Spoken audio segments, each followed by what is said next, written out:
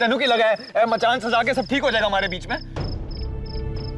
नहीं, हमारे बीच में ना कुछ ठीक हुआ है गुंजन, और ना ही कुछ ठीक हो सकता है। कभी नहीं हो सकता। कहां कमी रह गई थी मेरे प्यार में? तू जानती थी ना मेरे लिए हमारा ये बच्चा कितनी अहमियत रखता है, फिर भी तू चली गई अबॉर्शन करवाने। रणवीर, मैं वापस आ गई। वापस क्या आ गई थी तू? तेरा इरादा तो वही था ना गुंजन, इरादा तो वही था ना तेरा। तो उसको मारना चाहती थी, तू गई थी बिना मुझे बताए। गुंजन तू मेरी नजरों में हमेशा गुनहगार रहेगी। जब भी मैं तेनू देखता हूं ना तो मैनू ऐसा लगता है कि तूने मेरे बच्चे को मारने की कोशिश की है। मैंने कुछ सोच नहीं रहा है। मेरा संगीत मुझसे रूठ गया है, मेरे से एक लफ्ज नहीं लिखा जा रहा है। मेरे दिमाग में हमेशा कुछ ऐसा लगता रहता है जैसे कुछ फट जाएगा। और तू तेनू है मचान सजाने की सूझ रही है, मचान सजाने की सूझ रही है तेनू। और क्यों तेनू क्यों सूझ रहा है? तेनू ये लगता है कि मैं तुझसे दूर हो गया? मैं तुझसे इतना प्यार नहीं करता, यही लगता है ना तेनू? कुछ प्यार तो किया था मैंने, बहुत प्यार किया था तुझसे, बेपनाह प्यार किया था, बगैर किसी शर्त के प्यार किया था। लेकिन फिर तूने क्या किया? क्या किया तूने? कम पड़ गया ना मेरा प्यार, है ना? तो अब डाल ले आदत बिना मेरे प्यार के जीने की। क्योंकि मैंने लगता नहीं कि मैं शायद तेनू पहले जितना कभी भी प्यार कर पाऊं, नहीं कर पाऊंगा।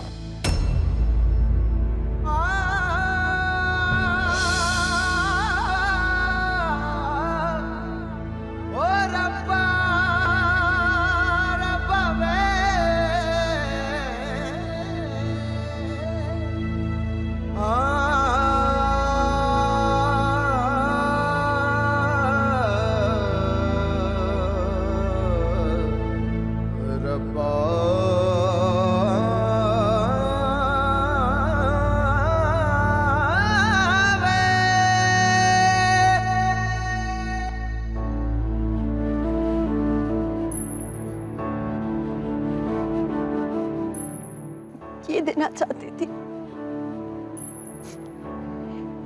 इसीलिए बुलाया था तेनू यहाँ। तू गाने नहीं लिख पा रहा था ना, इसीलिए मैं कुछ दिनों से तेरी हालत देख रही हूँ रणवीर। तू जो लफ्जों में जान भर देता था, आज कुछ भी नहीं लिख पा रहा, सब मेरी वजह से। इसीलिए तेरी मुश्किल से तेनू बाहर निकालने का रास्ता ढूंढ रही थी। ये पुरानी मैगजीन और नज़्मों की किताबों में से कुछ ऐसा ढूंढ रही थी जिन्हें तो सिरों में पिरो सके।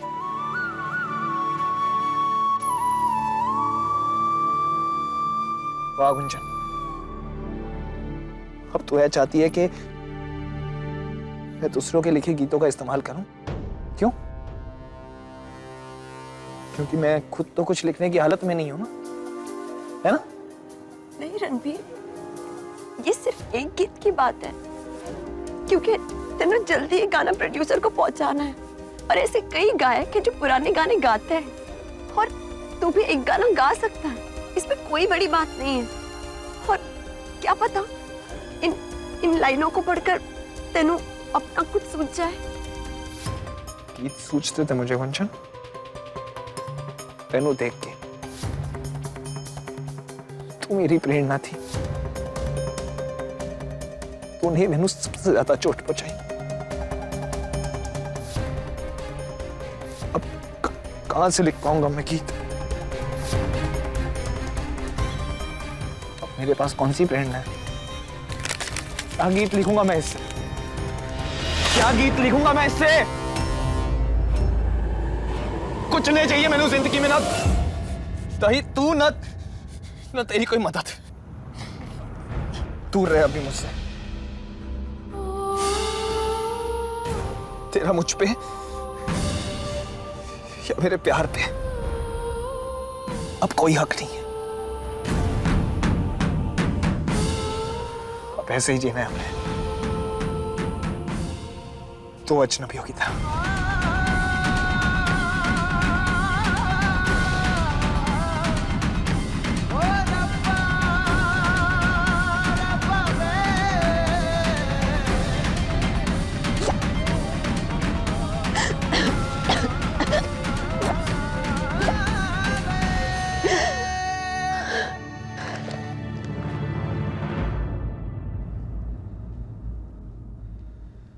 मनु, आपकी डील मंजूर है। इस जमीन पर मॉल ही बनेगा। पक्का है ना बलदेव जी? इस बार आपका फैसला तो नहीं बदलेगा? इस बार मेरा फैसला नहीं बदलेगा, किसी भी कीमत पे। ये हुई ना बात बलदेव जी। आप बस देखते जाना, अब हम और आप मिलके आपके पिंड को कहां से कहां पहुंचा देंगे। गलतफहमी तो हो जाती है ना सबसे, तो सिर्फ इस कारण से तैश में आकर कोई गलत फैसला मत ले प्लीज। मैं साबित करके रहूंगा वीरा कि मेरा फैसला सही है, गलत नहीं। हेलो सर जी, बधाई हो बधाई। बलदेव जी मान गए। जी जी, डील पक्की हो गई मॉल के लिए। अब आप मुहूर्त निकालिए बस भूमि पूजन के लिए। हाँ चलिए ठीक है। बस मैं कागज ले आता हूँ। एक मिनट ना।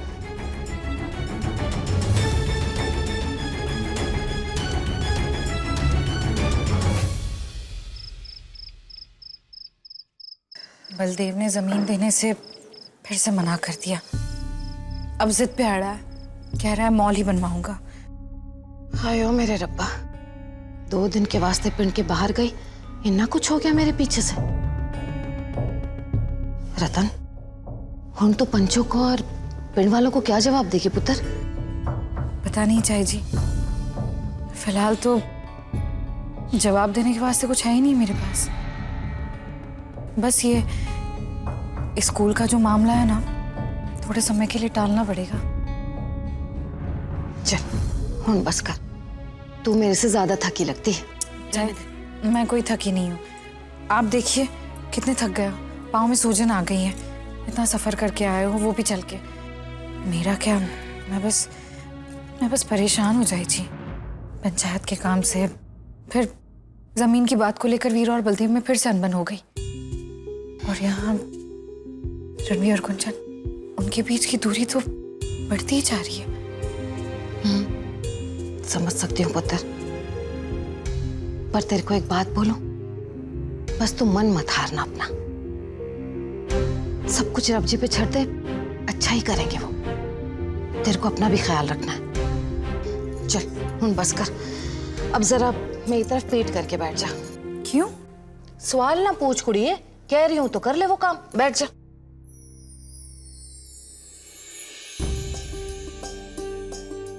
अरे चुप चुप चुप। कहते हैं जब बहुत ज्यादा तनाव हो ना, तो ये सारी नसें जाम हो जाती हैं। ऐसे करके दबा दो तो आराम मिलता है। मेरी बच्ची भी तो थक गई है ना।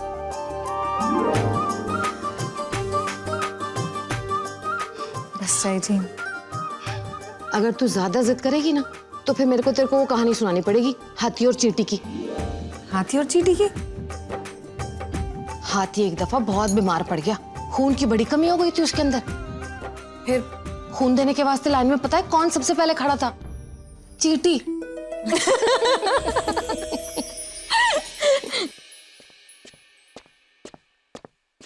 रणवी, अरे देख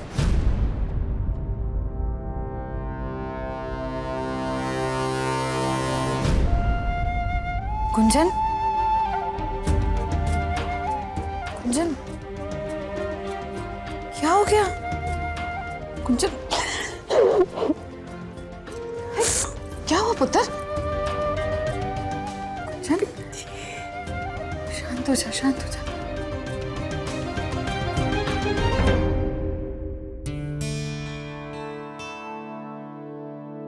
जी ताई जी, हेलो, और मिठाई खाओ जी। खाओ तो। अरे डील हो गई सील। मॉल को दे दी मंजूरी।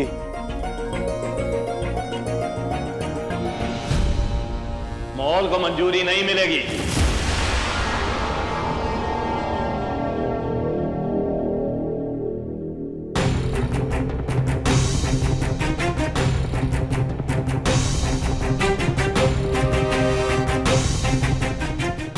तूने मैनू अद्धी गल बताई थी पुत्र।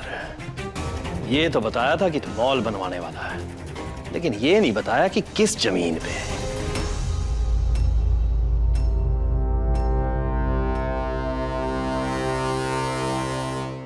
अरे पुत्र, सालों पहले जब जमीन हमें मिली थी तो पंचायत की जमीन थी और मैंने वादा किया था कि इसका इस्तेमाल सिर्फ पिंड की भलाई के लिए होगा। इसलिए इस पे जितना भी अनाज उगता रहा वो पिंड वालों को मुफ्त में बढ़ता रहा।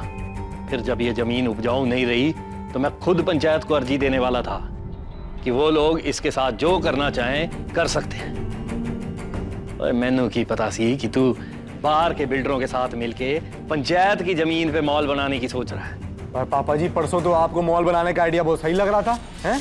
पिंड की भलाई दिखाई दे रही थी उसमें, तब तो आपने कोई एतराज ही नहीं किया था ना। और क्योंकि मुझे नहीं मालूम था कि तू मॉल पंचायत की जमीन पे बनवाने वाला है। पंचायत उस पे स्कूल बनवाना चाहती है तो मर्जी तो पंचायत की चलेगी ना। इतने सालों से हम उस जमीन पर खेती कर रहे हैं। वो जमीन सूख गई थी फिर भी ट्रैक्टर चलाते रहे, तब तो जमीन हमारी थी। और आज उस पे कुछ बना के फायदा उठाने का वक्त आया तो जमीन पंचायत की होगी। ना पुत्र ना, हमें इस जमीन से फायदा उठाने का कोई हक नहीं है। पापा जी फायदा पूरे पिंड को होगा, हैं? और आपने भी बात मानी थी ना परसों। अब पता नहीं अचानक आपकी बहू ने क्या पट्टी पढ़ा दी है, अपने ही पुत्र के काम में मीन मेघ निकालने लगे आप। वीरा ने मुझे क्या समझाया क्या नहीं समझाया इससे कोई फर्क नहीं पड़ता है। सही गलत समझने की अकल मुझ में भी है। और अगर पंचायत उस पे स्कूल बनवाना चाहती है तो उसकी कोई वाजिब वजह होगी।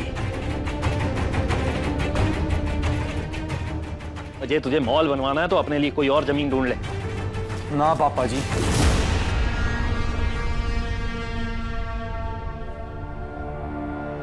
अब तो है मेरी जिद है। अब तो मैं इसी जमीन पर मॉल बनवाऊंगा। और उस दिन पंचायत में भी ना सारे पंच स्कूल के लिए राजी नहीं थे, उनमें से 2 मेरी तरफदारी कर रहे थे। चंगा, तो फिर फैसला पंचायत को ही लेने दे। जब तक पंचायत इसके लिए हामी नहीं दे देती है तो उस जमीन का एक कंकड़ तक नहीं छुएगा। समझा ना?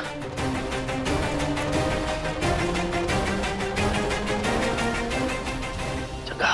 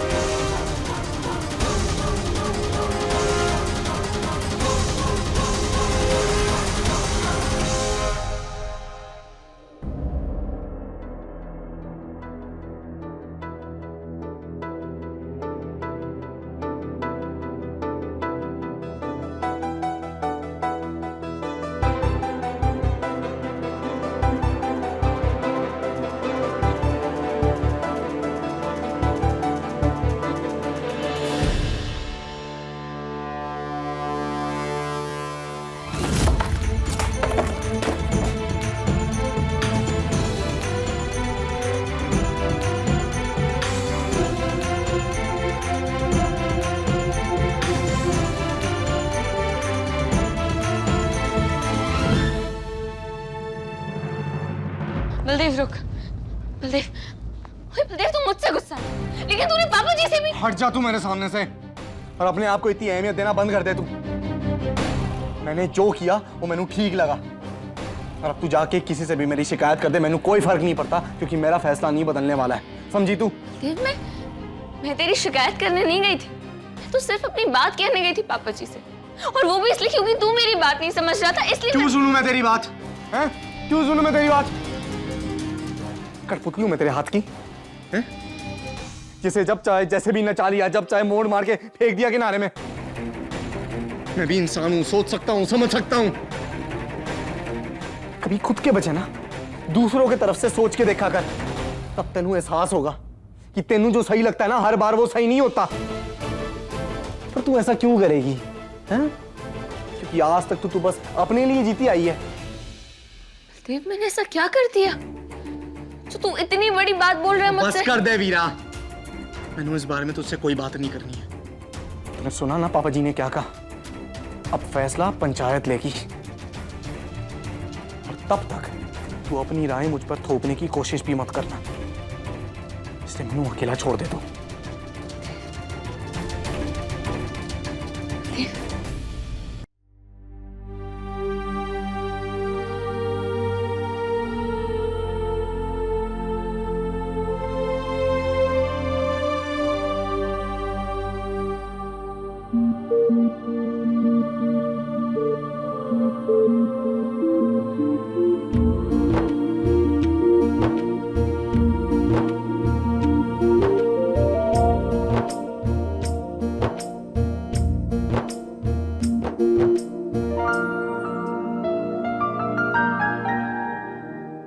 तेरा मुझ पे या मेरे प्यार पे अब कोई हक नहीं। अब ऐसे ही जीना है हमने, तो अजनबियों की तरह।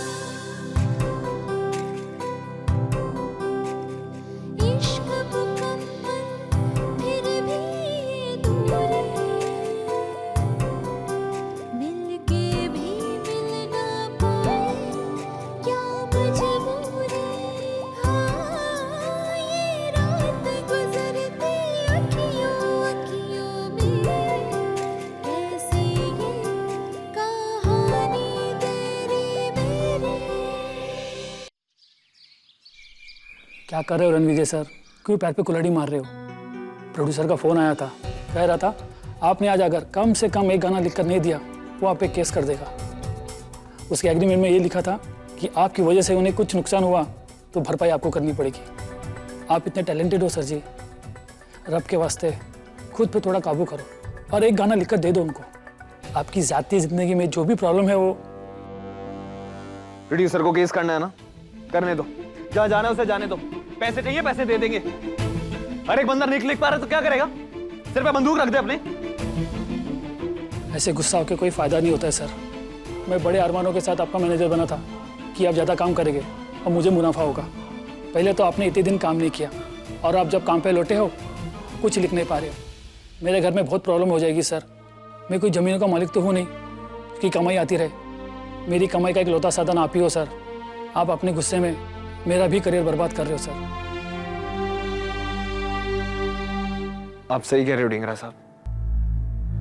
मैं खामखा अपने गुस्से में आपको परेशान कर रहा हूँ। आप चिंता ना कीजिए, मैं चलता हूँ, मैं बात करूंगा प्रोड्यूसर से। मैं ऊपर से अपनी डायरी ले आता हूँ, फिर चलते हैं।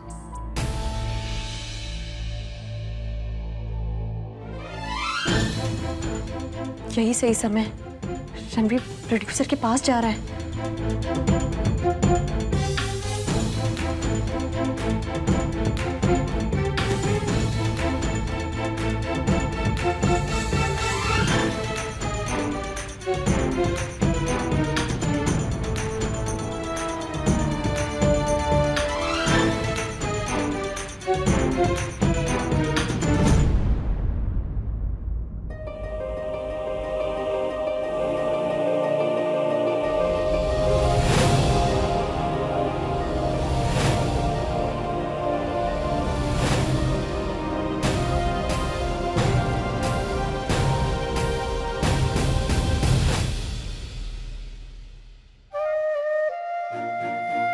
मैं बस दुआ कर सकती हूँ रणवीर